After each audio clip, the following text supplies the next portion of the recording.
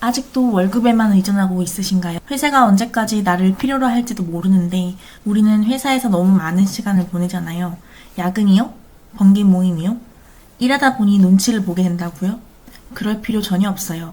내 삶을 지탱하는 것이 회사 하나뿐이면 그 하나가 흔들릴 때마다 내 삶 전체가 흔들리게 되어 있어요. 회사는 내가 없어도 잘 돌아가겠지만 나는 내가 없으면 아무것도 돌아가지 않아요. 다리가 하나뿐인 의자는 쉽게 흔들리지만 다리가 여러 개라면 하나가 조금 흔들려도 쉽게 무너지지 않잖아요.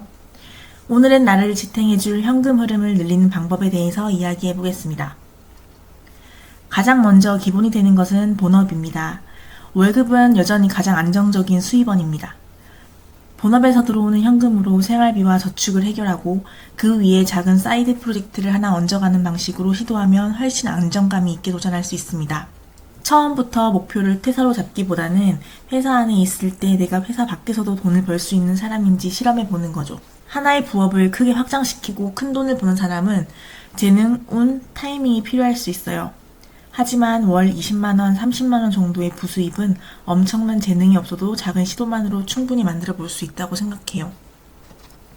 두 번째는 위탁 판매입니다. 위탁 판매는 내가 직접 물건을 사입해서 창고에 쌓아두는 방식이 아니라 상품을 대신 판매하고 주문이 들어오면 공급처에서 고객에게 발송되는 구조예요. 그래서 초기 비용 부담이 상대적으로 적고 퇴근 후에도 상품 등록이나 주문 관리 정도로 시작해 볼 수 있습니다. 저는 우리나라에서 많이 사용하는 쿠팡과 스마트 스토어에 인기 상품들을 등록해 두었는데 생각보다 첫 주문이 들어오기까지 오래 걸리지는 않았어요. 다만 위탁 판매는 내 상품을 직접 파는 것이 아니기 때문에 반드시 주의해야 할 부분도 있습니다.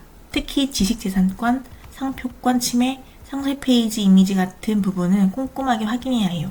현재는 온라인 판매보다 다른 경험을 쌓는 데 시간을 보내고 있어 과거처럼 큰 부수입을 가져다 주지는 않지만 열심히 했던 1년 동안에는 약 2천만 원 정도의 부수입을 만들 수 있었어요. 그리고 온라인 판매가 어떻게 돌아가는지 직접 배울 수 있었던 경험이었습니다.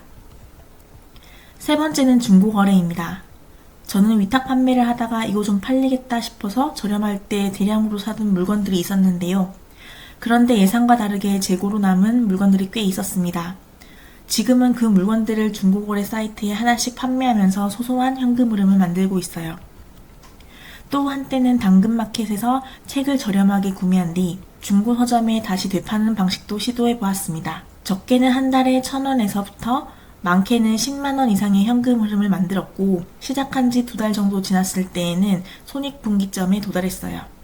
후자금 대비 수익률도 꽤 높았던 부업 중 하나였어요. 네 번째는 적게는 커피값, 많게는 치킨값 정도의 수익을 기대해 볼 수 있는 공모주 청약입니다. 공모주 청약은 새로 상장하는 기업의 주식을 미리 청약해서 배정받고 상장 이후 적절한 시점에 매도해 수익을 노려보는 방식이에요. 요즘은 유튜브나 네이버 블로그만 봐도 공모주 상장 기업에 대한 정보가 정말 잘 정리되어 있습니다. 이 기업이 어떤 사업을 하는지, 공모가는 적정한지, 기간 경쟁률은 어떤지 조금만 찾아봐도 기본적인 판단 자료를 쉽게 확인할 수 있어요. 특히 균등 배정을 노리는 방식이라면 큰돈이 필요하지 않는 경우도 많습니다. 보통 최소 청약 증거금 10만원에서 20만원 정도로 참여할 수 있고 배정을 받은 뒤 상장일에 적당한 가격에 매도하면 소소한 수익이 생기기도 해요. 물론 공모주라고 해서 무조건 수익이 나는 건 아닙니다. 상장일에 공모가보다 가격이 떨어질 수도 있고 경쟁률이 높으면 아예 배정을 받지 못할 수도 있어요. 그래서 큰돈을 벌기 위한 수단이라기보다는 여유자금으로 투자 경험을 쌓고 작게 현금 흐름을 만들어 보는 방법으로 접근하는 게 좋습니다.